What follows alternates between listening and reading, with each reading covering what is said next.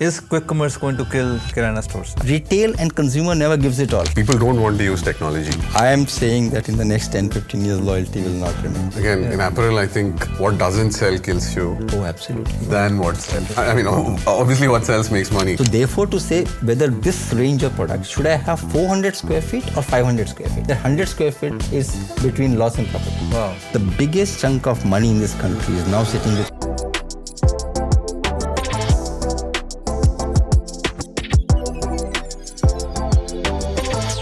Welcome to the fourth episode of Next Big Opportunity. In this episode, we're going to talk about retail, the impact of retail. And as you all know or might be aware, that retail impacts massively in India. It's almost about $940 trillion industry. Impacts obviously day-to-day consumption, a lot of employment, almost 10% of employment in India. And the purpose of this podcast, as we've said in the previous episode, is to build a narrative on opportunities in India and how young generation or first-time, second-time founders can take a view on these opportunities and build a large sustaining business over a longer period of time. So today on the episode, we have two eminent guests who are experts in retail. BS Nagesh, who's father of retail in India, of course started with Shoppers Stop. A lot of people who were born after maybe 1991 probably saw Shoppers Stop. That's when he started Shoppers Stop. I actually got to know Shoppers Stop when I was in engineering college in Jalandhar in REC. That's time I used to read story in Business World and how Shoppers Stop has really changed the retail world. When he actually, the story is very interesting when he took an old theatre, old theatre and converted it into the first mega mall or hyper mall, what we call today, or a large retail format. And vision which started with 50,000 square feet of retail space, then became a full-fledged chain over a period of time. And then BS Nagesh has seen, of course, the whole retail movement from, big chains to malls to mom and pop shops. Then, of course, e-commerce came, social commerce, and now we have quick commerce, right? So today we're going to hear his thoughts on where the opportunity is, how technology is, changing the landscape in retail, and where you can all build the companies and become, the next IPO-based, IPO-bound or large companies. And we have Aneesh. He's a very good friend. We have known each other for last 15 years now. Building global companies from India is one of the passions we deeply share. And Aneesh is one of those person who has believed in paid forward, have been building capillary in retail space. One of the first ones actually who had a large customer base in India, looking to give technology to Indian retail stores. When all of us were thinking about building products for the world, he actually started by building product in India. And he has deep knowledge of how retail chains across the world are looking at technology, what technology has worked, what has not worked. They've also now expanded their presence in the US in a big way over the last few years. So we'll get to hear from him that what goes behind making those productivity gains or margin gains for retail chains, and which then make the entire technology become very, very viable. So with that, welcome both of you. Thank you, Manav. So Nagesh, I will start with you, and I will first start with the first topic which is in everybody's mind. Is quick commerce going to kill Kirana stores? I think if you look at politicians, look at headlines, my consumer behavior has changed. Now we are not ordering on Amazon or other big stores or Flipkart anymore. We get up in the morning, we say, okay, I have to cook today, sambar. Just order coriander, order sambar masala, and say in 10 minutes time. So I have not used. We're just going off the total different behavior altogether. Quick commerce will alter the behavior, and quick commerce will have huge impact on the retail ecosystem. So there's no doubt about it. Whether quick commerce kills the Kirana ecosystem, I think it's time to see. You have to really wait and watch and see, because if you look at it, there are about 8 to 12 million Kiranas in this country. I mean, that's what all the FMCGs talk about.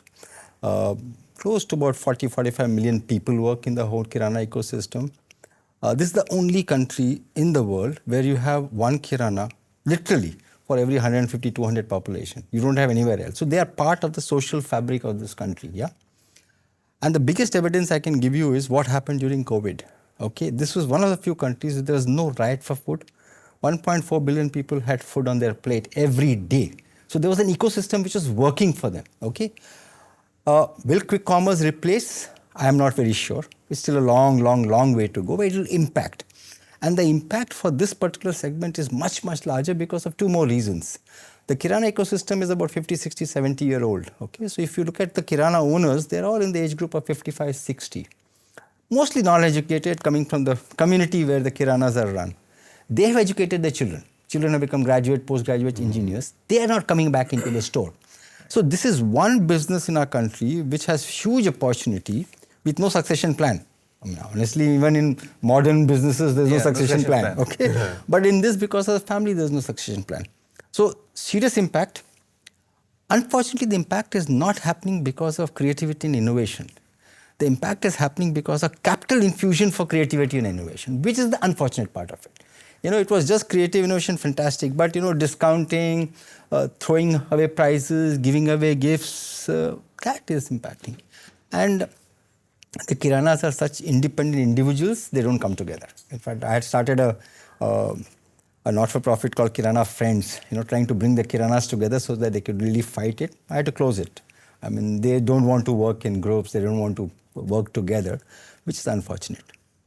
So Jio was trying to also do something in the Kirana yes, side, right? I think the difference between what Jio tried to do and what the current quick commerce guys are doing is quick commerce guys are using dark stores to serve. I think Jio tried to use their own ecosystem of Jio Marts and the retail plus the kiranas. Okay, I think when Big Basket tried to do through the kiranas to serve, it didn't happen. I think because of two reasons. The speed of delivery out of kiranas is slow because they're also talking to the existing customer. Right. Yeah. And second is the manpower that you have is suboptimal in kiranas for their regular service. Whereas if you look at the ecosystem of quick store commerce, I mean the manpower is sitting there idle till they are employed. Right. So there's a huge difference between these two, the way it has happened. So how do you think, like what I was reading, that e-commerce, for example, starts stagnating at 10-15% of the overall retail? That's what Western world has shown. So do you think quick commerce, how big will be that overall retail part? What is the headroom for growth? So I think it's different. If you look at US, e-commerce probably has reached between 15 to 20%, although US e-commerce started some decades back, okay? If you look at Europe, there are stores, like if you look at John Lewis as a store, 50% comes from e-commerce. Yeah. So you have had this kind of, in India, I think it is still between 8 to 10%, depending on which category. In the food category, it is just 2%, and maybe in the apparel category, it's 20% or 25%. It will stabilize at about 15-20%. Retail and consumer never gives it all. I mean, this is a very normal behavior of a consumer. Yeah? Got it. Quick commerce, I think the impact is at 1-2%. We'll have to see how much of money can keep pouring into this. If the money pours in, probably they'll go to 8-10%. But I think it's another 50-60 years before the Kirana ecosystem vanishes. Okay. The country and the country's economy cannot afford to not have Kiranas. Got it. Because if you look at it, anybody who's uneducated, anybody who's a dropout, 8th standard, which is very common in this country, 65% people drop out. If you ask the parents, beta kya karega? Okay, usko main chacha ke paas bhej raha hu, usko dukaan mein kaam karega. Very true. That's the very normal thing.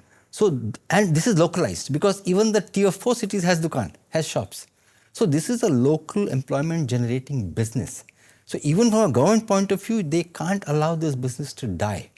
Okay, and I think this is where the biggest opportunity is. I mean, as much as you have youngsters who come into quick commerce and created opportunities, somebody has to have that brilliance of mind to say, can I really aggregate these kiranas? Okay, and deliver, because see, if you go into a little detail, an average kirana has about 1800 SKUs. An average tier 1 city consumes 25-30,000 SKUs. An average tier 3, tier 4 consumes between 180 to 1000 SKUs. Okay, so if you are able to manage that ecosystem of aggregating those 1000 SKUs from the kiranas, it may be worth. So instead of having gig workers standing outside dark stores, if they're standing in the street. So there are models which actually one can work on. One has to really wait and see. Basically an Oyo or a Tribo for Kiranas in some senses. Yes. Yeah. And Anish, coming from a technology background, so what kind of technology does go behind it? What role technology can play? You know, you brought this up actually. There's a company called Super K, which is trying to do this aggregating kiranas. And I think they're about a 5-year-old story now with Spilani folks. Good guys, very good guys. And I think at least we also launched, as Capillary, we launched a product called True Touch, which was a CRM for kiranas and smaller stores. And I think that it starts with people don't want to use technology. Unfortunately, in that age group of the 55, 60-year-old who's running the Kirana store. I think what the quick commerce guys have done really well is just amped up the use of technology. And right? bypass So- the Kiranas. Yeah, and of course bypass the Kirana. So, in fact, I was just asking one of these guys who came to deliver. I said, look, it's like 7 minutes from like there to here. So when you're adding stuff into your cart, there is someone in the dark store actually walking around putting stuff in. Got it. So that Real- I've almost not real even time. got to like checking out. It's that fast, right? So that's how you can get to like in a place like India where traffic is bad, etc., etc., etc. You have the stuff like we've had times when we're running out of curd, and we start eating, then we realize it, and by the time the kids get to eating it. their curd, the curd is on the table, right? And that's so. I'm just saying, contrasting the use of tech between. I think a lot of that, for sure. I also think, to the question that you asked, I do think quick commerce will probably be a metro phenomena because it needs that level of density for it to work, population density, and Indians are, I'd love to see what happens when the discounts go off. I do think India is a time-rich, money-poor country. Absolutely. So the day the discounts go off, and the day you can't spend this 25, 30 rupees for each delivery, eventually that's what it's going to cost, right? So it'll be interesting to see, like, I do feel like a lot of e-commerce over the last 10 years as founders, we've seen this, that you have a lot of boom when the VCs went into spend, and then, once the VC spend goes, you end up getting to some kind of a balance. We've seen that in retail as well when e-commerce took off and it was like crazy discounting.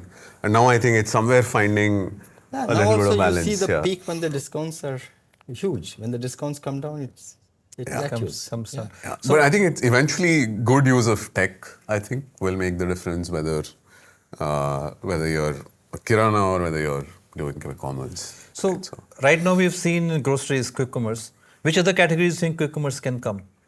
See, the way the things are looking at, it has to be all impulse categories. Okay, I think I've seen a wedding garment brand maneuver going on quick commerce. I'm told televisions have been delivered on quick commerce. But these are not sustainable because one is ticket size is very large. And even today, a lot of families still get together to decide on such tickets. Yeah, it's also an occasion you enjoy doing the process as well. That's right. So I think it will remain in what this. What about apparel, fashion? Apparel, fashion, quick commerce, maybe 1%, 0.5%, maybe for loyalty program members. I mean, all his members can actually be hooked onto quick commerce and they can have a special delivery service. Instead of getting in 12 or 24 hours, they can get it in 3 hours. Anyhow, the loyalty program leads to catchment service. You know who are there in the catchment. So you can literally tag a person to say, Anish's house is 9 minutes. So commit him a delivery of 10 minutes. Nagesh is 20 minutes. Commit him a 21 minutes. That's possible. That's possible. But that too only for, I would say, items like the garments, the basics. Yeah. But there's a bigger opportunity in this question that you have asked. If his intelligence, which is currently lying at a store and a customer, can move to a wardrobe, I may have spoken to you about this, then this becomes a bigger possibility. Can you please elaborate? So let's say that you have tech for wardrobe management service. Okay. Okay. And this can also extend to kitchen management. Right. And to me, the quick commerce guy should actually go there now, or somebody else could go there, which means the reordering is not manual. Now, many a time, I can tell you of a customer who came to return a shirt after 7 months. Okay, and somebody came and told me, sir, 7 months ke baad mein, how can we take a return? So when I spoke to the customer, he says, Nagesh, I love shoppers. I keep coming here. I love blue color. At the end of 6 months, I realized that I bought 3 shirts, same brand, same color, same size. And my wife is shouting at me. So I want to return. Just imagine if he had a wardrobe solution. The moment he wanted to pick a blue, if he just tapped on it, it would say, don't pick a blue, you already have 3 blues. So I'm saying those solutions are there. So currently, most of the tech is happening from supply side, creating demand. Right. Yeah. If the tech starts working from the demand side, okay, supplies will come in. So when you create tech from demand, multiple suppliers can come. When you create tech from supply side, it's the one leader or the one with a huge capital who comes in. Correct. And he starts spreading across. I mean, yesterday I saw ads of Zepto Cafe. Okay, so now Zomato and Swiggy will say, hey, what the hell is happening? But I think demand-led innovation will be much better because it will help customers. And when you help customers, then your opportunity is a 1.4 billion population. Right. And why demand-led has not happened so far? Is there any bottleneck? It's complicated. Okay. It's complicated, and you're working with each consumer. You have to look at it. Okay. Whereas the supply-led is much easier. The funnel in the demand-led is very, very large at the mouth. I understand. They were, like there were companies like Roposo, etc., which were kind of trying to do this. But again, it's a very get a consumer, get them to, upload everything they have. So it's a little bit of work. Right? But you know what? For Compared to 10 years back or 15 years back, the usage of tech for giving self-information has gone 100 times. Yeah. Okay, any or whatever they buy, they put it on the social media. Okay, right. even if somebody scrapes all their Instagram account and puts together chronologically, you can form the wardrobe. Right. I mean, that's the kind of opportunity which is sitting here. And secondly, post the UPI, I mean, everybody is willing to use for personal use. And if there is a benefit for the individual, he is using the. Right. I think, and the benefit has to be something which they are able to use it once a week and not once in quarter. Yeah. And then it will work. Yeah, India has now 304 million users on UPI, yeah, so which is a massive data and massive change in behavior also. Absolutely. Using so much of digital consumption across the board. So Aneesh, when I'm creating a quick commerce company, what kind of backend technologies go into it from a retail perspective? I think the first thing would be like great view on inventory. Right, as a consumer, if I'm ordering something and that we know offline retail struggles a fair bit with this is you think there is that shampoo bottle there, but it is not there. It's been misplaced somewhere in the store, etc. Right? So I think it starts with, and we all know this, right? The consumer is so fickle today that if they have one bad experience on what they ordered, they're not coming back, right? So it's just unfortunately so spoiled as a. So I think it starts with really inventory there, and any e-commerce. We used to run e-commerce for a bunch of large retailers in India, and the ones who had like good loyalty, the ones who had like repeat customers, it eventually just flowed down to breadth of what you kept and whether your inventory was accurate enough. When you say you were running technology for large e-commerce company, what does it mean? Just for everybody so Spar's e-commerce in India was running on us for a while. Hypercity's e-commerce in India was. So what does it mean when you're running e-commerce? Means what all you do for them? Like basically the front-end side, you pick what you want to buy. That order gets shipped to, or gets posted to the nearest store. Right. And you're obviously doing this lookup of saying this is the inventory that's available in the store. I understand. Now, unfortunately, a lot of times you realize that, in the system that inventory is there, but actually that inventory is not there. What these quick commerce guys have done very well is, I think they replenish like 3 times a day. So it's almost like a very, very quick flow and again, that's remarkable, right? If you typically look at retail, you replenish at best once a day, sometimes even lower. The other good thing these guys have done is, because you're not selling to consumers, the chance of the inventory getting misplaced in the store is like, usually as a consumer, I'm sure you've done this, right? You've picked up something from one aisle, and then you decided not to buy it and you leave it somewhere and go off. It happens in households all the time. You pick something here and put somewhere. So in the inventory system, it's showing up, but now good luck finding that in 7 minutes. Yeah. If you have to deliver in 7 minutes, right? So in fact, for a lot of the stores that we eventually realized that have a separate section or show only the warehouse inventory, don't show the all stores inventory, stuff like that. I think so inventory, getting the order to the store, in the US, like the quick commerce equivalent is the DoorDash, right? Even in the US, if you see, they actually give you an option of saying, what is the replacement product?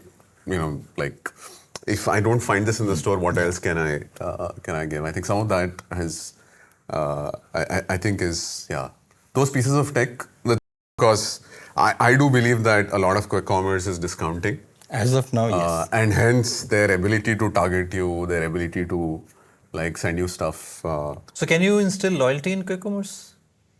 Yeah, I believe we've tried this a lot. I think we have across customers the data on about 300 million Indians, which is probably everyone who buys in organized retail. And I think loyalty in an offline store is far easier to create than in an online store. Yeah. We've Why is that? What is the insight behind it? yeah, I think there is a certain physical experience. Like, let's say you go to buy a suit or buy a shirt, right? If you've had a good experience in a store, the store staff is like helped you fit well, etc. You tend to go back to that place. That's right. Right? On the e-commerce thing, it is like, essentially it is who gave me the better discount. Yeah. In some senses, right? And at least we've seen that it's basically you do a big sale on the online side and you get majority of your. It's incredibly hard to sell full price on e-commerce. I mean, I'm sure you can share the shop I think I want to experience bring as well. discussion to also on this Gen Z behavior, right? You talk about quick commerce and fashion probably good 1%. But isn't there a change in Gen Z behavior of buying? Zadio got successful Yeah. because of Gen Z behavior, right? $700 and 1,000 rupees, you get a beautifully, new fashion t-shirt or a pant, whatever you're buying. So when you look at quick commerce, right? If I want to go out for a date, for example, right? And I'm just doing a job in capillary and I want to go out for a date. I don't have a t-shirt. I want to buy the latest t-shirt. I go on quick commerce, buy it. Is 10 minutes. I go out for dinner and then. Do you think that there will be change in consumer behavior for certain class of segments? There are multiple things. Let me just start from where he left. I am saying that in the next 10, 15 years, loyalty will not remain. Will not remain. So this is... I would agree with him. I would agree with him. I would agree with him. What's happening is, see, loyalty was an outcome of a relationship between two human beings. Correct. Very clearly. Yeah. Okay, the outcome happened because of certain inputs that happened in the relationship. Input would be great behavior, I like you environment. And then people thought, no, input could be also discount. Okay, input could be a value creation. Now, that has moved hell of a lot. That's number one. Number two, if you look at the Gen Z, since you're talking about there, Gen Z are becoming more conscious towards sustainability, climate, and they are becoming more minimalistic in their thinking. And if you look at their discretionary spend is going across multiple category from the core category. Okay. Right. So if I was buying a shirt for, let's say, 1,500 rupees, okay, if I can get a shirt for 700, that 1,000 I'll use for either educating myself or going for a tour or maybe staying in a slightly upgraded hotel. Yeah, Right. I think that difference that's happening to the Gen Z behavior is what is the opportunity which is sitting for everybody. I understand. And they are not loyal, okay, because they look at value, and value could be relationship, value could be price, value could be discount, value could be anything. And this is the nature of the beast that's happening there. Yeah. Yeah, that's the way we all in, so Yeah. that you can't change. You just have to adapt to that. Yeah. I think loyalty is definitely getting replaced by convenience, by personalization, some of that. I think the earlier belief of saying, okay, I'm giving you some points, go ready-made, I think doesn't work for 80-90%. Let me correct myself. The loyalty as a word will remain forever. We expecting loyalty from the customers will not happen, but the customers are expecting loyalty from the supplier. I think what that's does the it- big shift that's happening. What does it mean? They are saying that if you want me, you track me, you support me, you understand my behavior, and you better do a good job. Okay. You do it. Okay, I'm not doing it because Manav was also working hard to catch me. Aneesh is also working. I'll make a choice. So I don't want to be loyal. I But can you work towards The choice is mine. So The choice. isn't it called hyper-personalization? We have not reached that stage. Understand. Hyper-personalization also is when you get into product. Right. I mean, as of today, we have not reached the product stage at all. I mean, which may happen, but I don't think we have reached there. And this Gen Z saying that, okay, they will want a date, they will go to the fashion, pick it up. See, the problem in the garment for a quick commerce is, it's just not the look. It is the fit. Yeah. Okay, exactly. and you can't get a fit in a quick commerce unless you are a brand loyalist. So if you know I go to Zudio, I buy a casual, regular M, okay, then I pick it up. But for that, you have to be first a physical retailer or you have to be a brand loyalist. Then you can do quick commerce. So I'm saying that challenge will happen, but over a period of time, it will get... And I have a slightly... I think what kills you in apparel e-commerce is actually returns. Yeah. That's the beast that kills you, right? So, and I do think quick commerce will... I mean, there might be this, even Snapdeal sold bikes in the heydays, if you remember, right? Yeah. I don't think it sells bikes anymore, right? So, I do feel quick commerce is probably for products which are less than $500, less than $1,000, stuff like that. And at that price point, figuring returns and stuff, I think will be like, so it'll remain like convenience categories, which I don't think it'll ever get to. And like, a lot of also that. there is a promise which quick commerce is making, which they'll have to reverse over the next 3 to 5 years' time. The promise is happening on the basis of time. Okay, if you look at it's all about 7 minutes, 10 minutes, 20 minutes. Okay, there's a beautiful piece yesterday, an ISB student tried. She ordered the same thing from 3. Okay, and the person who promised the fastest came the last, and the person who promised the last came first. Okay, so this is going to happen. So where is the point of disappointment? It will start like this. Now you want your kid to have curd by the time the food ends, meal ends, and if the curd doesn't come, now you... The next time I'm actually ordering ahead of time. So I think this is what is a tougher challenge they're going to face. And the second is time is not there in their control. Yeah. Because what's happening to the infrastructure of this country, you will not be able to commit time. It is so you are trying to build a purpose statement and solving a problem where all the levers of the problem are not in your hand. That's right. And you'll see this happening. And once you have that, if you're used to 10 and you start getting delivery on 15 or 20 or 30, do you remember Domino's? If you don't get in 30 I minutes, you remember 30 get minutes. free. Yeah, free, exactly. You get it free. Yeah. Okay. And if you look at the Domino's ecosystem, it was created to build this. And they knew that 3 to 5% reaches late, and therefore they said free. So that became their promotion cost. Yeah. So people know कि अगर देर से आया तो कोई बात नहीं, but free में मिलेगा. Yeah? True. So there is a challenge in this model, not of the model itself, but of the promise. But I think in quick fashion, isn't it the returns will be lower? Because I know I'm buying for a purpose. No, but it's a size problem. Yeah. Most of No, size as well as a habit. Yeah. I mean, never has a customer picked up 7 or 8 garments from a brick and mortar and returned 6.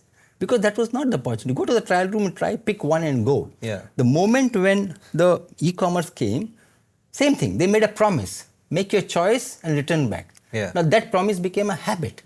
Now suddenly they are realizing there's a lot of returns coming. So now they are saying only 3 garments, 2 garments. Or now there's tech which has the habitual behavior mapping. Yeah. So if you are a habitual guy buying 5 and returning 4, I mean, you'll not be able to buy the 4th. Understand, correct. In fact, to this point, I think there are companies in the US where they do a profile of you across e-commerce sites, and they will show that you can return only to some. Yeah. If you're a habitual offender, it doesn't even show you the option to return. Yeah. Right? Basically says you're buying. Not returnable. No, not returnable. Right? So. Understand. How is, I was studying Misho. We did a brilliant job in social commerce and tier 3, tier 4. So how is the behavior changing there? Of course, retail has less penetration in those cities. And as GDP grows in the next decade or so, how will the social commerce change? So quick commerce, let's assume for now, is a metro phenomena. And social commerce, let's say, is a phenomena for tier 3, tier 4, 5 towns. So how is that changing? How will the behavior change? See, what's happened in India is that a lot of things which happened globally sequentially, in India things have happened parallelly. Okay. So for example, tech, the social media reached the richest and the poorest at the same time with the geo movement. Yeah. Okay. So what's happened is my aspiration has been built. Maybe I have the means, maybe I don't have the means. But if I have the means and my aspiration is built, I'm looking for that product or that category or brand, but the brand has not reached me. Or the style has not reached me, and that's where the Mishos of the world, the Amazons, the Flipkart, and the Mintras have done extremely well there. Yeah, and this is continuing to happen. I mean, look at in the HNIs, the modern HNIs. I mean, they have the money. Their aspiration is to own a Ferrari because they are seeing the top 3 guys have bought Ferrari. So they are willing to import Ferrari and pay 2 crores of customs duty. Yeah. So aspirations are catching up faster than the supply. Understand. And therefore, where supply is not able to reach physically, e-commerce, online commerce is actually reaching them. And because online commerce is able to reach at a great value, the possibility of a brick and mortar commerce reaching there is becoming more difficult because the market has got divided even before you enter the market. Got it. Unless you have some unique proposition like what Zudio did. Actually, Zudio is not the front runner. Yeah. The front runner to this was Max. Yeah, very true. From the Landmark Group, Easy Buy. Yeah. Then came Zudio, and suddenly Zudio has really, and then Reliance Trends, and then Zudio. Yeah. But Zudio suddenly opened up a different kind because of the speed, scale, and the accuracy of the fashion that they were able to predict. And now there are 10 brands which are doing similar things. And what kind of technologies they use when you go to fast fashion or go that? What role technology plays? I in that? don't think the front end there's any technology. Yeah. I think the Back end, technology is being used for sourcing, Inventory management, inventory placement, replacements, pricing. I think pricing has become very, very. So if you look at a retailer who discounts 30%, 40%, 50%, and there's another retailer who says, I know if I put everything on 900 it sells. The average may come to still 30% discount, but their system is able to say price it at 900 it will sell. So I think understanding behavior, mostly back end I would say, on the customer end of these have not done anything for the customer. Yeah, absolutely. The back end is what it also, and retail back end really counts as well, right? Oh yeah. A lot. You know, again, in apparel, I think what doesn't sell kills you. Oh, absolutely. Than what sells. I mean, obviously, what sells makes money, and I think Zara was probably amongst the earliest who did this. So they would have this cycle of, in 7 days, they would try products out. Yeah. They would see feedback, and they could ramp up production in a 7-day period, get stuff to store in 21 days, which until recently in India was a 3, 4, 5 month four cycles a year. You know, so you're trying out very quickly, you know this thing will work. That's fast fashion, right? So in 21 days, you know, you are changing, you're flipping stuff in, so whether it's Shein, whether it's some of that. I think there's, like Nagesh said, I think it's a lot more back-end tech. I don't think it's as much front-end tech. It's a lot more, ability to produce quickly, ability to ramp up quickly, do trials very, very quickly. Also, there's not much tech which has come in, but improving productivity, with the tech at the back end, but using the productivity tools on the front end has still not happened. Because to me that will become, because the real estate has become very expensive. And when we say real estate, we think it is brick and mortar. No, even digital real estate has become very expensive. The kind of capex that you put in, don't count it as OPEX, account it as OPEX, it's a very, very large amount.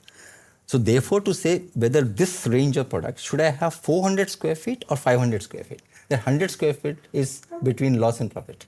Wow. That productivity tools have still not come in. They are still being done very manually. Understand. But I think they're happening in isolation. I mean, there are now I think startups who are talking of which pin code has the maximum potential. And on that pin code, which road has the maximum potential. Now to say on this pin code, this road, if I get a 500 square feet, it will be a winner. If I take a 700 square feet, I lose for 1 year. I think that part is still... Yeah, and coffee chains happen a lot globally. Coffee chains have actually trying to master that, right? Which area, which size, small, large format, every pin code and further micro market, so to speak. That's where technology can play. Of course, this is for audience also. Play a lot of role, and use of AI can also bring in. Absolutely. If you have a lot of front-end data is available, how do you use it to create those locations and everything else? The other important thing is that everybody is talking of putting capital, burning it to create business. Yeah. In retail, there's a lot of burn happens as part of the business. Not many have come back to say, here's a technology which will convert your burn into earn. Can you elaborate a bit more? See, when I started retail 30 years back or 25 years back, our full price sale used to be 75 to 80%. Which means we would make full margin on 80%, balance 20%. Now the industry is at 55 to 60%. I mean, 60% is a winner. I'm talking about the average. There'll be outliers in both. If you are able to bring in a technology, which can actually tell you that don't wait for the sale to happen, reduce the price today because of the past behavior of our loyal customers and past behavior of this category of product. If I'm able to sell that not full price but at 10% reduction early, then waiting for the end of season to sell at 70%, I will save a lot of money. Right. So there is pot of gold sitting in the process in the retail environment, which somebody has to take out and help you there. And that retailers will actually wrap it up. Because in India, retailers or any Indian companies, they don't like to buy technology. It's always first has to go to US, somebody has to prove there, then you come back to India and say, I should also buy it. But these are things which are actually sitting ducks. But what is your experience on the comment you just made, observation you just made on, Indians don't buy technology first, or Indian companies don't buy technology first? So how is, and capillary got started here, right? Yeah, no, I actually am contrarian on that view. I think... That's you are an outlier. That's what I'm asking you. I'm not an outlier. I think, I think as Indian entrepreneurs, which is a lot of retail, folks are far more aggressive than you will ever see in the US. So they're willing to take the risk, they're willing to trial stuff, they're willing to do... they're not great paymasters, but that's the problem. But the ability to try stuff, I think, is far superior. Again, like like India jumped the physical phone, the phone at home movement. I think India also jumped this green screen old PC issue in retail in the US. We do a lot of work with retailers in the US, and it's crazy how old that technology is. And they just don't want to, like, even to like 10 years ago or 5-6 years ago, and Walmart used to actually have a mainframe system for most of their inventory management, even like 5-6 years ago. Unbelievable. Right? So it was working. No one wants to touch anything that's working in retail, so they won't change it, right? So at least in India, the advantage was that you were way ahead of. Because we're also new. We're also new, right? Yeah. So you can try a lot of stuff out with a lot of interesting retailers in the country, which I think a big plus. So it's a great country to, like, today, if we've been able to really build for the world, it's been on the scale of what we were able to build in India. It's been on the, like, I almost have a rule now saying any trials have to happen in India. Because you're also more forgiving. In the US, you will get slapped $1 million bill saying, hey, you messed up so much for Maybe us. the cost of trial is lower also in India. Much lower. I mean, the ARPUs, but if you run well, like our India business, I was telling Nagesh this, is a 35% EBITDA business. Wow. Like, that's beautiful, right? So if you run it well, I mean, and the fact that if you can make profits in India means you'll make a lot more profits outside that's India. true. That's true. That's because true. just That's the- absolutely true. So I do think actually, I do believe that in some of the old world sectors, like in US, retail is a 50-year-old story. Yeah. In India, retail is a 15-year-old story. About 20 years ago. 15, 20 years old, right? So anything which is slightly more sunrise-ish in India, I think you'll have far more adoption to insurance, for example. Like some of these sectors, I do believe that it's better to innovate here and then export out. And of course, look, if you have tech that can work for 1 billion Indians, that gives a confidence to a lot of people saying, I can do it. you can do it for us elsewhere. So before we go to the mainland retail, I want to understand, what do you think, how is e-commerce going to go from here? Now we have two large players, like Flipkart and Amazon, right, largely. So how is the industry going to shape up in the next 10 years in e-commerce itself? Is it an option something new? Will they continue to grow? See, I think for looking at these two players, if you look at the overall country, whether it is business, commerce, society, whatever, is becoming a polarized country, hugely polarized. Okay, in almost all verticals, you're finding not monopoly, but duopoly, and at the most, there's a third player. Okay, the fourth and fifth are all marginalized players. The kind of investment required to reach the whole country is very high. See, unlike if you enter Europe, you'll say, let me go to Italy, then France, then this. In India, nobody says, let me go to Bombay. And first is Bombay, Delhi, Bangalore, and then it's all India. Yeah. So, my sense here is that with this kind of a duopoly which has emerged, with huge capital already burnt, okay, now you'll only have players coming in niche. Yeah. And that is probably the opportunity there. Unless somebody comes and puts an equal money or more than I understand. double. Because earlier, the money was being put for capital and discounting and creating an organization.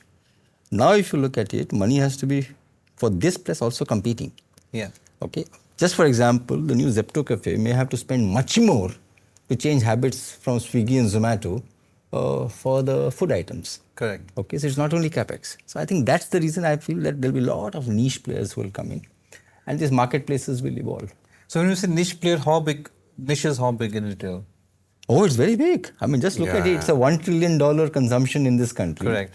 Out of the $1 trillion, close to about 600 billion, 560, 600 billion is food consumption. Take that away, you still have 400 billion. And if you look at the business of whatever stated business of the Mintras and the Flipkart, the Amazon, it's not even 50 billion. Yeah. So you're still talking of, so there are multiple chunks of billions available. Oh, wow. So niche is a billion, it's not... Yeah, multiple chunks of billion, as long as you are able to get the product right and the TG right. I think our biggest problem is that we are not able to get the TG right because it is so spread in this country. Okay, I mean, I think in Shark Tank, there was a big discussion happening about somebody who's brought in, I think, concierge services. Okay, I want to reach 180,000 ultra high net worth individual. But the problem is the 180,000 में 4 farmers are sitting in some गांव. Okay, how do you reach them? So there are lots of these niche available, and niche are available, I think, both in product and service. The niche in product is very large in this country because of the kind of product that we do. Okay, 3 years back I met somebody whose business is building trunks, leather trunks for storage of watches. I asked him what is the smallest size of the trunk. It's a leather, beautifully crafted. He said 50 watches. The trunk is worth 4-5 lakhs. So I asked him, saying, my average watch which goes in is how much? He said average watch should be 25 to 30 lakhs. 30 lakhs into 50 watches in a trunk. Okay, now that's an export opportunity. So if he sells 500 a year, he makes a hell of a lot of money. Yeah. So like this are lots of niches. Look at what's happening to the lehenga market in this country. So there are lots of niches available. Yeah, lots of niches. Amazing. Do you think online will play some role in niches, or it's all going to be offline business? No, it will have to play. It will actually have to play. See, let's not forget, if you go and look at the stories of Amazon and Flipkart, the number of entrepreneurs in this country who are working out of garage and had a fabulous product but didn't have the money or muscle for reach, these are the places which have helped them. So online marketplace, whichever way you call it, e-commerce has a big role to play to reach the best product from the country, within the country and outside the country. So in between also there's a wave of consolidation of all these small brands and create a larger brand. Right? A few companies in India also tried. You also tried. So do you have any view on that? What really customers' happened? loyalty or liking is for a brand. It's not for a consolidation. Because the moment you become a service provider, then you have to create 2-level loyalty. One is for the brand, product brand, and second is for the service brand. Correct. I mean, that's not as easy. Not easy. You know, Thrasio went bankrupt. Sorry? Thrasio went bankrupt. Went bankrupt. So, yeah. I also think, I do agree that, I believe that India is more and more becoming a country where 20-30 million people have more buying power than the rest of India. Yeah. So if you have like really great products for that segment, and that segment doesn't mind like spending 2 lakhs on a lehenga, right? Or doesn't mind spending that 5 lakhs on the watch box, right? So I do think, and for an audience like that, distribution can't come through offline stores, can't come through. So it'll have to be niche e-commerce. No, in fact, there's another niche which is a very large niche. Okay, unfortunately, because the media and the front page of the newspaper talks of only Gen Z, nobody's realizing this. The biggest chunk of money in this country is now sitting with 50+ couples. I mean, I was very insecure if I sit at home for 2 months. Okay, my children are no more. Okay, and I have both my daughters are out. Okay, they don't take money from me. Okay, so we don't have that spend. Plus we have our savings. Plus we are still young and fit. We can do what we want. But there are very few brands which cater to us. I mean, if we enter a store or a coffee shop, okay, with the grey hair, we are not the first person to be attended to. That's right. Okay, but we will have enough money to buy everything that the other Gen Zs are sitting together. But nobody takes care. This is a big chunk of... is the behavior changing there? Behavior of the consumer is changing, but behavior of the supplier is not changing. But why is that? Why would not? Just because it is still saying that, oh, this age group is not the best age group to serve. On the other hand, if you look at cruises around the world, the cruises is going like crazy. Who's going there? 20 people? No, 50+. Actually, that's... Go look at luxury, what's happening. Luxury is the 28 to 30, the so-called new millionaires, and the 50+. And India, that has happened in a big way because if you go to a south, Bangalore you are staying, you go to any couple between 55 to 65, they will be living where are their 2 children in the US? Yeah. So US children send money, they don't want the money, or even they send them so much of money. So I think this is a huge opportunity from apparel to anything that you talk, service. Okay, fabulous, fabulous. I mean, if they're not tech savvy, you can do the same quick commerce, but reverse call. What if I call up Manav or Manav's father who are there and say, sir, aaj kya bheju aapko? Yeah, that's correct. Yeah. This was kind of the old Kirana model. Yeah, old Kirana model. They will say, aaj aap kya chahiye, madam kya chahiye. So I think this is a big, and if you actually take this large segment and cut it into small, huge niche available, huge niche available. That's the reason people, the younger generation of Kirana doesn't want to go back to Kirana. Because so many opportunities are there. And that story, my mother is from a very small town called Philor in Punjab. And they all were in this Kirana shops. And she used, if you don't study, you have to go in with your mama and be on the shop. That is the trend. So I'm really happy that the whole opportunity is going to come and we're going to use that in a big, big way. But honestly, on this subject, we are not creating jobs more than that in this country. Why is that? It's just because the model of businesses that are coming. I mean, tell me, what is the hierarchy of growth for a gig worker? Both in terms of hierarchy of growth as a professional or hierarchy of growth as an entrepreneur. He doesn't make enough money to become an entrepreneur. Yeah. And there's no hierarchy. In the gig working, you don't have a supervisor gig worker. Okay, so I think there's a big challenge. When you look at a country, our economy and the future, okay, I think there's a serious challenge there. But is it not generating more employment at the start, at least for the gig economy, the whole? Yeah, it is generating employment, but currently it is a lot of replacing employment. You know, when you started off your conversation saying, are the Kiranas dying? Okay, let's not forget 46 million people work in traditional retail. Okay, so it is actually replacing. One is tech is replacing the entry-level engineers, the techies and things like that. Okay, second is the capital which is coming in is likely to be replacing these kind of jobs. And even today we don't have schools. Even today we have 65% dropping out after 8th standard. Yeah. So tell me, what are the jobs we are creating for them? Manufacturing is yet to happen. And for manufacturing, skilling takes you 6 months. For retail, skilling takes you 1 week. Or unskilled also you can start off. Yeah. So I think we have to also be concerned as a society to say, what are we doing at that level? And that's why I said this whole thing of duopoly or monopoly, you know, with 1% of people becoming rich 500x time, okay, is good in one way, but that money is not filtering back into the ecosystem. So what could we do? What would help? What would help is to boost the consumption in the right way. I mean, if somebody is bringing $10 billion to do quick commerce, okay, the government has to really put in the similar $10 billion to see how you can facilitate growth of the retail ecosystem, the physical retail ecosystem. Yeah, and don't forget that we keep saying farmers production. Okay, if you produce the best, where will you retail from? So we can't have a modern production system, okay, and a traditional supply system. It will not work. And this is one class of people where the default rate is extremely low. You would have not heard of traders defaulting. Yeah, they don't. You won't. So this is one area where you require support. And it's not easy. And I tried doing it as an individual, as a small. Okay, I realized this is not an individual. This has to be a government job. This has to be a state job. You know, where they really boost we tried to modernize a retail store where we said if you do 10 lakhs of investment, okay, in 3 years' time, your sales and profits will double. Okay, and we worked with Accenture and we have a report on our site, on our trust. I mean, we just couldn't garner that. Because if they have to go and take 10 lakhs, okay, they have to go and pledge their only property, which is their dukaan. And that is traditional. They will not do it. Yeah, they will not do it. They will not do it. That's too risky also for them from the lifestyle. That's one. And the second is the fear of tax. And therefore, they're trying to not pay tax is also one more thing because of which they're not using tech in their stores. I understand. Okay. Although now the GST limits have been increased and all that, but still the limits are here, whereas their business is here. So, yeah, that's also driving the behavior. Yeah. So what are you seeing new in tech and retail, Aneesh, around the globe? Yeah, look, retail is a super low margin business, right? So I do think, you know, what we've struggled as a company when we've tried to put fancy tech into the offline store has been just trainings, and it's just very hard, you know, lots of churn, etc.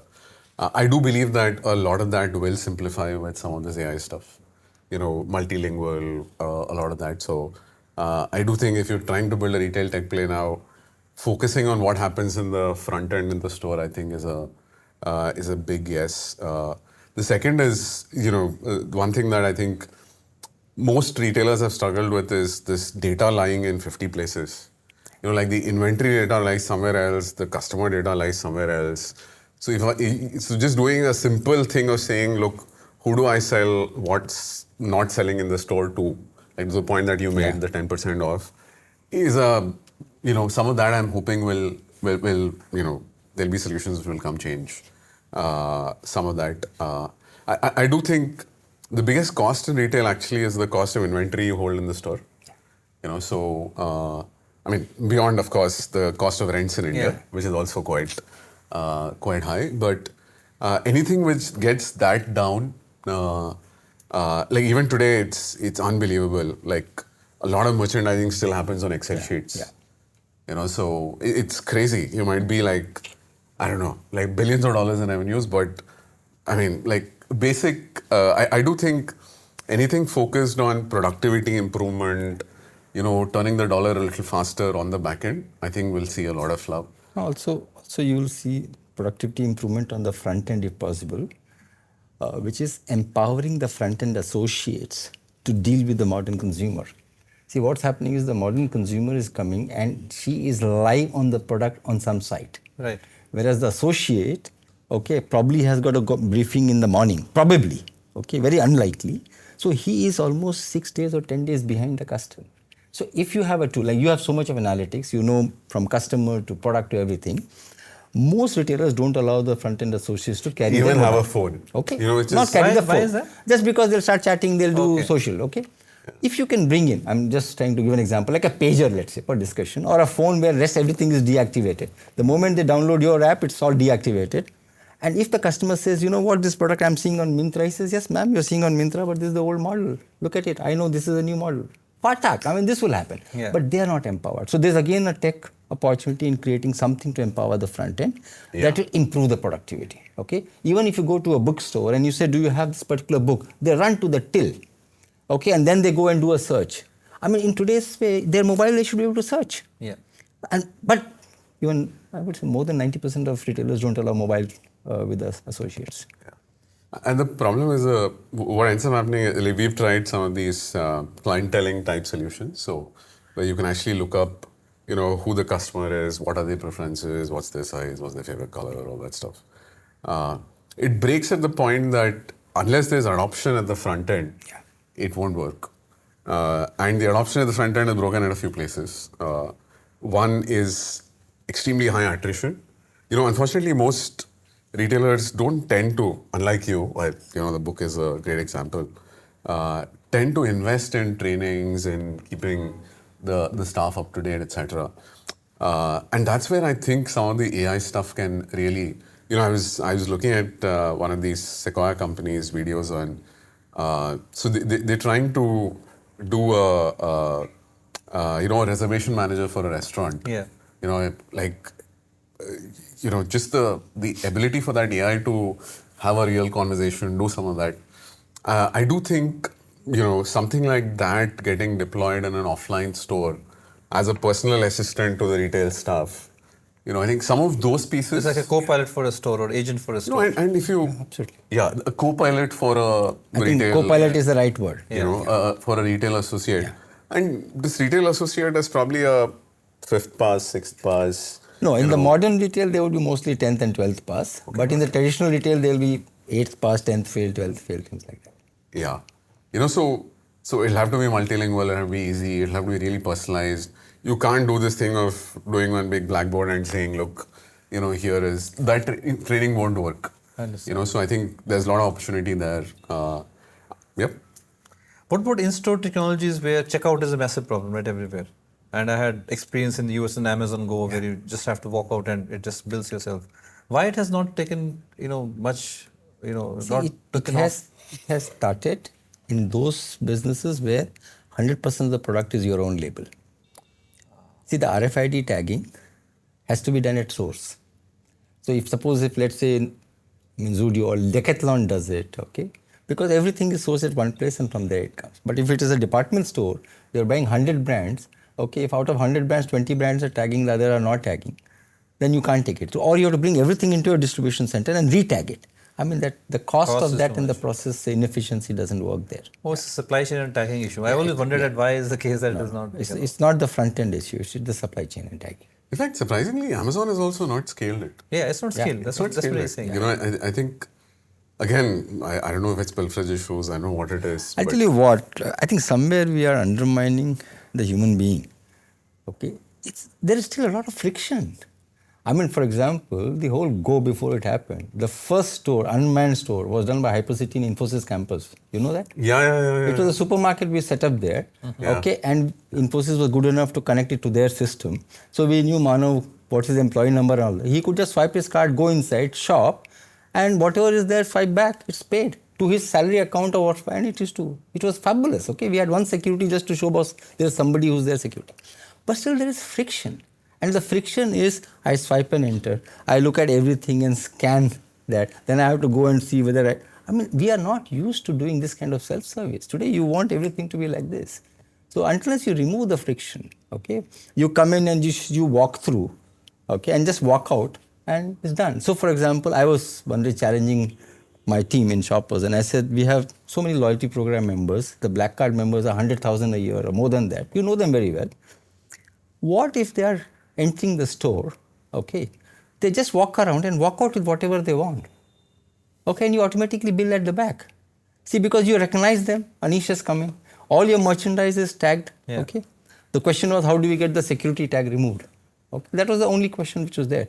But just imagine what kind of loyalty happens. You know, Aneesh takes Manav there and both of you shop and just walk out and Manav says, Aneesh, you will not pay. He says, no, I am a black card member. It's already been done. Wow, unbelievable. I mean, to me, that is where we have to reach. And there's not too much of hurdle there. So we have to take out friction from shopping, and especially loyalty card member. And 99.9% people don't cheat. I mean, as human tendency is not to cheat, you know, because 0.1% cheat, we create rules and put the 99% into the same bucket of, you know, going through the process. But these are opportunities which are sitting. Absolutely huge opportunity. And is the cost of technology sustainable for a store? It is sustainable. Actually, the cost of governance has become more than the cost of technology. Understand. The cost of technology governance, you know, with the kind of privacy laws which are coming, and he must be the one who must be understanding how he's going to manage that. I mean, the kind of cybersecurity issues. So you're spending so much on doing these things which have nothing to do with customers. Okay, and privacy will be a big issue as we go forward. You know, we tried launching this. So we called that set of products as In-Store AI. This was 2016-17. We had a bunch of 10 PhDs, 30 applied patents. And what we were trying to do was try and bring the online experience to the offline store. You know, in the online, you know, when you log in, the site already knows what you want to see, you know, all that stuff, right? So, and much more personalized, much more. So we said we'll use cameras and, you know, a smart edge, like a Raspberry Pi edge, to kind of like tag you, you know, etc. Like, think of it like Digiyatra for the offline store. Yeah. And it was a 3-phase product. You know, first phase was saying we'll footfall count and, you know, simple steps first. It's always the right way to build products. The second step was saying we'll do demographics and, you know, get to a little bit more view on what is, you know, that individual like. The third was facial recognition and stuff. And like the first one went live in 5,000 stores, including ShopStop. The second one got lesser love because it's a little bit more expensive. You needed more cameras. The footfall counting thing needed just one. The third one actually hit to my surprise, and this was probably, we were early to the day, someone else should try it again. We shut that line of products down in COVID. You know, retail was, you know, we are the byproduct of retail, so, you know, we had to take some hard calls. But the third one, surprisingly, you know, the data privacy issues, like there was just such a big wall to hit, you know, for anyone to try that out. I think either Chayo's or Chai Point actually ended up having an iPad. I don't see it in their stores anymore. You know, I'm guessing there was. So I don't know. I think we've kind of complicated it a little too much. I love the Digiyatra thing for that reason, that, you know, you just. It's unbelievable. Unbelievable, right? Tuck, you're through. You know, so. But hopefully someday, you know. Yeah. So to your point, it has removed the friction. Digiyatra is so useful today, and we all love it because the friction has just gotten, you know, infinitely small from where it was before. China has done a great job of it. You can actually check into a hotel with just your face. You know, like it's unbelievable. Like you can pay with just a palm wave. You can just, you know. So I hope you know, more of But some of those data laws. privacy is also important, right? So it's a country of our scale and, you know, complexity. I think imagine that technology going in the wrong hand or something going wrong. So I think that way some amount of friction does help as a country. Also, Manav, most of these things when we're talking, we should be conscious of the fact that this should not again become for the 30 million. Yeah. See, to me, if you really solve a problem which will make a difference, it has to be at least for the 300, 500, 700 million people. At least people who are above the average. Like you paid it. Yeah. You can pay 1 rupee, you can pay to the look at maid, what you can they pay have to done. your Look at driver. what FASTag has done. FASTag has done, yeah. Amazing. Yeah, that's right. You know, I do believe that, you know, technology has a great power to democratize. It works for the first 30 million, then the cost keeps coming down, then it gets to the next 300. I mean, even if you look at retail, like, I think 10 years ago, it was probably just the 20, 30 million in retail. But look at what a Vishal Mega Mart has done. Look at what some of these formats have done. The first time we wanted a ERP solution in 95, 96, there was nobody in this country. I had to go and beg. Finally, I got JDA to come in. That we don't have an office. We won't come unless you pay for the tickets, airfare, boarding, lodging, everything. I mean, that's how the first retail technology came into the country. And today, if we say 5 people will fly down to actually meet you. So there's a huge change that has happened in India's we have been a beneficiary of that wave, right? Where we created products for India or for the globe. Yeah. Definitely. The question is next decade what we can get to which all areas. I think the last topic on the retail is now fast fashion. Of course, Shein is coming to India, right? Yeah. So how do you crack it at scale in India? Do you think a company can be born out of that? In addition to obviously bringing the foreign brands like what Reliance is doing. I think so. Let's look at fast fashion from 3 verticals: the supply side, the demand side, and the channel in between. So from the supply side, fast fashion will work here. Because you have the supply chain happening, India is importing. More than that, India is exporting a lot. And with what's happened to Bangladesh, I think India will do more textile garmenting exports. We're talking of 300 billion exports. So I think supply side is all fixed from a product point of view. Technology, I think nobody had tried this kind of. I think machine coming in, it's a fabulous technology which is there. Coming to the fast fashion, as far as consumption is concerned, India will first go through the width of consumption. You will buy one shirt, he'll buy one shirt, buy one shirt. I mean, fast fashion is also when who buy 7 shirts, start buying 12, because now I'm conscious of the seasons. Right. Okay? Indians are not at all conscious of seasonality and fashion. Not at all. Okay? Not even 5%. I'll give you an example slightly outside, but it will convey the fact. I had a foreign guest at home, and we served meals in a steel plate. Steel cups, steel glasses, everything steel. Okay? And he says, this looks fabulous, shining. I mean, when did you buy it? He said, no, this is just 38 years old. It was given as a wedding set man. Then he related. He came from Habitat, UK. Then he related. He said, that's the reason we don't sell home. The same thing in Europe would have been, cutlery, uske andar one more plate, then 3 kinds of wine glasses, 2 kinds of this, 3 kinds of forks. Now, that is the challenge here. I mean, they change their curtains in summer and winter. Yeah. We don't change curtains for 10 years. Yeah. That's true. Okay, so therefore, here, fast fashion has to bring in habits which are very different. Okay, if you look at it, we did have these habits. I mean, if you have known the Navratri, in Navratri, women in Maharashtra, they wear every day a different color, and it's the same color across. So suddenly you'll find a train full of yellow, a train full of green. So we have had these habits, but nobody has inculcated and changed the habits. Yeah, and the best example is look at what Big Bazaar did to our Independence Day and Republic Day, which was actually a day to celebrate independence and republic. Right. I mean, he converted into the biggest sale day of the country. That's true. Yeah. So to me, great opportunity, great Shein, great technology. I think on the front end, you have to change habits. Okay, otherwise, why will you buy 12 shirts? And today, if you have a youngster, a Gen Z, I mean, if you do a Gen Z wardrobe, you should do this and also give me some information. What a Gen Z wardrobe is like. My guess is that 6 pair of jeans, 12 pair of shirts, 3 pair of loose tops. Okay, that's the core of the wardrobe. For this, you don't require fast fashion. Until the price comes to a 600-700, which means it is disposable. Instead of buying 7 or 1500, you're buying 20 or 500, which is look. I think actually that's changing really fast in the, Gen Z-ish. So like we have a lot of very young employees, right? So for a while I would have this counter of saying, what are the boxes coming into office? Delivery. Most people tend to give an office address, and I do think, the Zudio plus type, average shirt is $300, $400. You don't want to wear it more than 2 times, so that's definitely changing, but that's not changed for you. That's not changed for me. That's not changed for our parents, so I think there are TGs where, that will, in fact, I'm really missing the name now. There is an offline brand, there's an online brand in India which is now opening offline stores. Kind of like Shein, but trying to do it in the offline world, and I think they're at some 100 stores now. Lot of tier 3, 4. In fact, even the success of people like Vishal Mega Mart and the likes, I think is they've brought the price of a jeans down to like $300, $400. They've got the price of a shirt down to like 150 rupees. And that's when. But how are you bringing the pricing down? What is the magic behind it?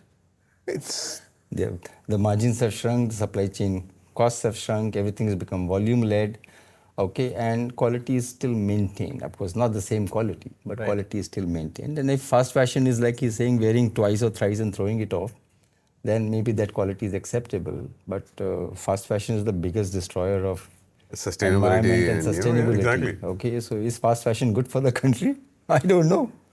I don't know. Is it a business to be made in sustainable fashion or sustainability in retail? Unfortunately, sustainability and sustainable fashion has become very expensive. Yeah. Become very expensive, and in terms of mindset of buying, it has become extremely niche. People who can show off that they are wearing sustainable fashion are the ones who are buying. So I think we are far away from that. Far away from that. But if you look at it, we have now shops where you are selling used garments. The few shops have actually started. To me, those are the trends. So instead of buying a 500 rupee shirt, okay, if I can hire a shirt for 100 rupees, wear for my evening date and come back and give it back. Is it working? There are Because a in few the shops, luxury segment, yes. you know, especially in There are high-end, few you know, shops which have started off. They started off with luxury, but there are, I'm told, thrift shops just started. They said one in Bandra, one in Warsaw. I don't have data for that, but yeah. I mean, in our generation, even my next generation, in our families, I mean, wearing an outsider's clothes is like a taboo. exactly. That's what I'm There's saying. no way. Yeah. Okay, and today we have people in the family who will buy a fabulous dress for 100, 200, 250 rupees and say, oh, what a beautiful, when did you buy it? I bought it from a thrift shop. So it's, I think some of these are changes that will happen. So now again, here is an opportunity. If a thrift shop can be done digitally, okay, and still made viable, huge opportunity. And it's also sustainable. Right. Because you're recycling. Yeah. Okay, and you're recycling from body to body and not body to dump. So I think that's again a big opportunity. Yeah, great opportunity. I think a lot of these niches in retail and consumer goods, India is like 1 billion people, right? So if we can, even 2-3 million people who have a need, like look at, like Mamaearth is a good example, I feel. You know, like a anti-mosquito roll-on, that's how at least I got introduced to the brand. Very unique to India. You have a lot of mosquitoes in India, and then you started buying other products, right? So I do think there are lots of products which you can build, which can get to 300, 400 crores of revenues. I don't think that's hard. Yeah, in each of these niches, done nicely. In beauty, it's happening. Yeah. The number of Indian-grown brands and they're Beauty, also getting... skincare, yeah. Yes, beauty, skincare, and you're seeing secondary sales, you're seeing good things Yeah. happening, IPOs at an early stage. Yeah. So that's the reason we have this podcast to tell people that there's a massive opportunity. And with that, you know, Aneesh, you're going for an IPO. Congratulations, at least you filed for it, right? So amazing story. You know, we'll hopefully file soon, which is why I can talk about it now. But Okay. So I think let's talk that in context of if you know viewers listening to this podcast, especially somebody who's bringing to start or looking at newer opportunities in retail or area of that, what are the 5 steps you will think about building a company today? yeah, no, I Both think, from a tech perspective and more from a retail. If I'm building, let's say, offline first strategy and from an online first strategy, what would you do?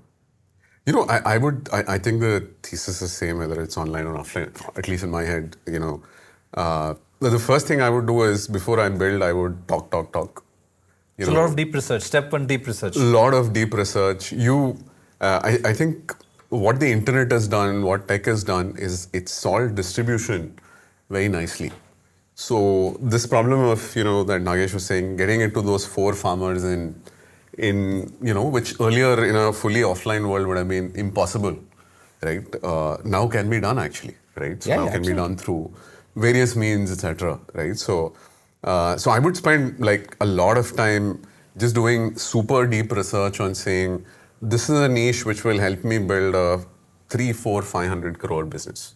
Right. Right. So and unfortunately, you know, I think what we end up seeing is, and you see this a lot, which is trying to apply a new technology to nothing. And Brings out nothing, of course. brings out nothing, of course, right? So I think it has to start with, you know, is there a niche need, and then you build it backwards. The second thing I would do is, you know, find 1 or 2 extremely smart customers. Like we had the luck of working with, you know, people like Manish at Aditya Birla Fashion. You know, Future Group was one of our first customers. Not one of, like, as they were actually our first customer. So very smart people. The second thing I would do is pick 1 or 2 super smart people who would be your co-builders for the product in a sense. Yeah. Third is if you want to be VC investable, it has to be a large market, the usual shebang. But I think I do believe that capillary, at least the first wave, was an output of applying cloud as a tech to loyalty, cloud and mobile to loyalty, and so I do think if you apply AI to anything now from a just technology standpoint, agents, some of the usual stuff, I think would be great areas to go. Yeah. And then you scale it from there. Yeah, get your first 2 customers, make sure you build a real product, make sure you're not building something which gets dumped at the end of 6 months, and then scale it from there. I would add just 2 more elements to this, which will apply for both online and offline. I think one element is about the ability to build a culture from start. Because somewhere this whole feeling is startup is a hustle culture. Yeah. No, I think startup is again very important for them to build a culture. And you're seeing distractions, you're seeing toxic environments happening because one has never looked at it. And the second thing is, even at a very early stage, to have an advisory board of 1 or 2 people, okay, who can help you with the wisdom, or at least tell you, don't do this, I have done it, he has done it, so don't try this. Yeah. Because this whole define of saying, no, aapse nahi hua to kya main kar lunga, is a huge issue. That's right. So I would say add these 2 because eventually if you look at whether it is VCs or IPO, eventually the governance plays in. So if you don't have the right governance, and if you don't have the right governance, when you go to public markets, you won't get the right board members, you won't get the right investors because people are being questioned. So I would say these 2 elements should be added to irrespective of what kind of a startup. Yeah, culture and governance is directly to sustainable business, right? Without that business, doesn't. We have seen that companies close. And you can't build it at a certain stage. Ki, theek hai, baad mein I'll come and inject it. It doesn't get injected. Yeah. But if you were to experiment in retail today somewhere, where will you experiment? 50 plus.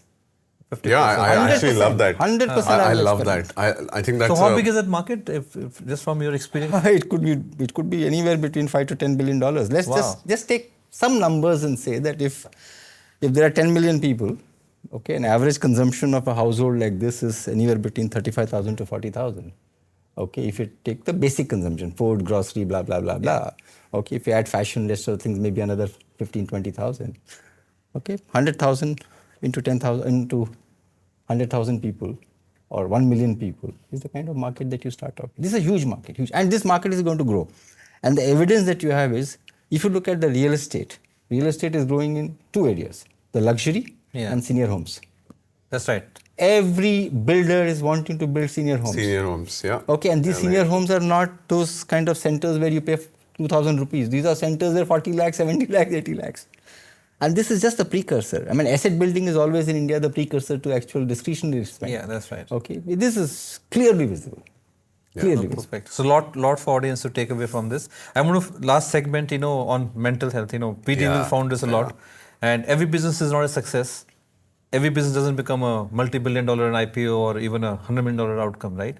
And a small business also okay, and failure is also okay. At least from the time I started the business 20 years back to now, failure is beginning to get accepted. But I think founders still go through a lot of rigmarole, right? How to deal with the investors, how to deal with the relationships.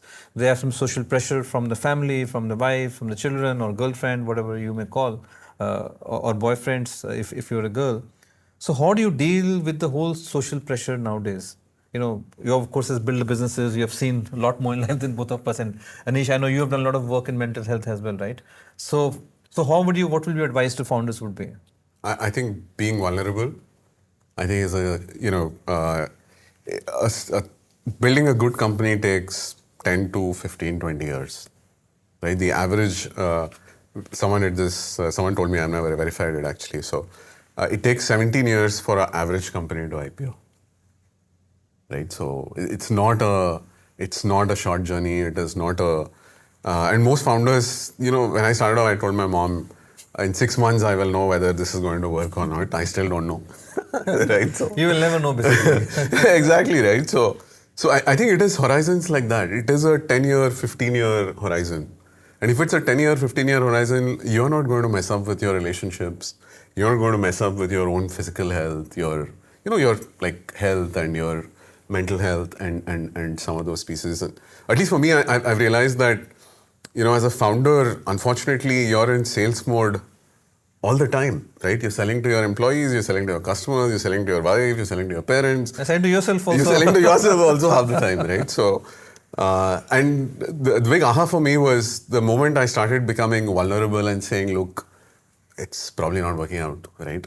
I think that's when the whole So what does world... vulnerable means? I just want to make sure that we elaborate on this. So in the context of a founder, what does vulnerable? Give me one example. You know, like I lived, like I'm completely 16 years old now, so I'm a founder of 16 now.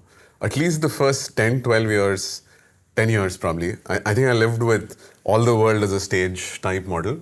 That, you know, अंदर कुछ भी चल रहा है, you know, बाहर you have to, you have to basically show a, you know, and it was beautiful. When that changed and I started telling people, look, here are the issues that we're seeing, here's what's not working, here's where things are broken. I think then everyone wants to help someone who's genuine and vulnerable and be there for them, right? So I think that's been a big change for me, at least in the last, you know, just be honest about stuff, accept that things are not working, talk about your mistakes, right? You know, it's, I think that's a great superpower because if nothing, it at least takes off a huge load from your own head on what's happening, right? Employees start trusting you a lot more. Your investors know that, you know, if there's a problem, you'll be the first guy to call them. They don't need to keep like, you know, snooping on you saying is all well, is everything well, right? So be vulnerable, take care of, you know, I over the years, I have this axis of like, I look at every year as 4 things, you know, professional, of course, the company and, you know, all that. Second is personal, right? Like physically, you know, health and some of that. Third is friends and family and relationships. You know, I do think as founders, it's very important that we set goals for ourselves, like we set for the company, saying, look, I will do this on my relationships through the year. Parents, friends, etc. And the fourth and last part is, I think as founders, we start because of purpose, right? There is this quest for purpose in most founders. And I think eventually digging on that, I felt you'll eventually end up on spirituality or meditation somewhere. So building a habit of that, you know, so that's the 4 things I would say, at least as founders, one should like start looking at right from the start. No, it's absolutely. I'm definitely do a different episode on vulnerability. You know, I've heard from everybody else. My experience also the same. So we'll park it and go deeper into that in the next episode probably. And Nagesh, from your experience. I just want to pick up from that word purpose. I think the ecosystem of startups has to change the narrative from building valuation versus building value. I think that's the most critical, okay? And when you look at building value, okay, your purpose statement and your organizational purpose statement has to match. Most likely it will match. If you look at building valuation, okay, even today's founders, most of the startups are not coming from millionaire homes. They're still coming from fairly middle class, okay? The moment their expectation is to build valuation, there is a disconnect. But if you are saying, I will build something which is of great value to the community and society, they are connected. They have seen their fathers doing all that, is absolutely connected. So to me, I think that narrative has to first change. Yeah? The second is your purpose statement and the organizational purpose statement, there has to be a match. Okay, you are building something for the community, building for the consumers, but you are showing off that you're building for your investors. I mean, the ecosystem is very transparent. People get to know, and that's where you actually falter. The third thing I said very clearly is that you have to be very clear about what is the expectation of outsiders and everybody from you. So to me, the best, and I have done this for years because I faced tremendous challenges building up retail, building Shopper Stop, pre-placement, IPO, dunya bhar ka. The only way I could sort this for myself was go in front of the mirror and start talking to my image. Okay, because that's the only one which is very transparent. Okay, because whatever you say, vulnerability is fine, but kitna bhi ho yaar, you don't expose full to whoever it is, even to a mentor, your IPO, 70% ही बोलता है. But वो balance 30%, there has to be somebody. Yeah. Okay, that should not be a psychiatrist. Okay, that should ideally be somebody who can really help you. So I've used that as an important part. And for me, all my life, human values are the first part to build any organization. Right. So to me, human values, culture, purpose, I think these are very, very critical. And a happy organization delivers happiness to everybody. Yeah, okay. I think that's very important. You know, we try to say we will make our investors happy and employees unhappy, doesn't work. So I think that balance has to be done. But the industry has to bring this narrative. That's what we're trying to do with this podcast, build a narrative on building the company, and sustainable building goes along with it. and mental health or founder health is a major issue. So also look at this, just a slight number if you crunch. Now let's say there are 10,000 startups and let's say 5,000 will become successful. Average age of the startup founder is let's say 25. Yeah. You require 16 years, okay? So in 16 years, hands will change and all the 5,000. Just imagine if 16 years down the line, all the companies have no connection with promoters, no connection with this and only run by people who have capital. What kind of an organization and country will you have? If you look, we talk of Tatas, we talk of Birlas, we talk of all of them. It's also because they have delivered value, but they also continued. Yeah. So this whole thing, I mean, one of the podcasts also, the whole thing is about saying primary sale, secondary sale, getting out. Okay, there's nothing wrong in getting out, but you can't start with a purpose. I'm going to build a business to sell. No, sales happen as part of the journey, but you can't build a business to sell. I met somebody very senior. He says, Nagesh, if anybody has to do this, before you enter, you should know what's your exit plan. Okay, now for me that's difficult. That's not for purpose, and the purpose is very different in those cases. Yeah. Purpose-driven businesses don't have an exit plan because somebody will continue the mission any which way, right? Absolutely. Even if you are not around at that point in time. Absolutely. So with that, I will, I read this book. I'm just reading halfway through this book, which BS Nagesh just written. So it actually, you talk about 17 years of building a business. Actually, it starts with that Rome was not built in a day. Actually, so he talks about that. That's what I was reading in the flight actually. He's talking about Rome was built in a day. It takes collective effort, unwavering passion, leap of faith, and establish a company which is long sustaining and be leader in the industry. So I think that's where I will end this podcast. I'll encourage everybody to read this book to really see how to build a business, right? And retail business, of course, a lot of insights in it, and that's really helpful. So hopefully, young founders listening will find a lot of value in what we've discussed today. So with that, thank you very much. Anish, thank you very much for flying, especially from Bangalore for this podcast. My pleasure, Manav. Really Love beneficial for everybody. And I'm going to definitely do one episode on being vulnerable or how founders should look at the journey of 16 years or 20 years or even more. Yep. Thank you so much. Thanks. And thank you for both of you flying. And thank you for the studio just next to my house. Thank you so much. Thank you, everybody. And Thanks all the so best. much, Nagesh. All the best for the future episodes. Thank you. Thank you. Thanks. Thank you. Thanks, guys.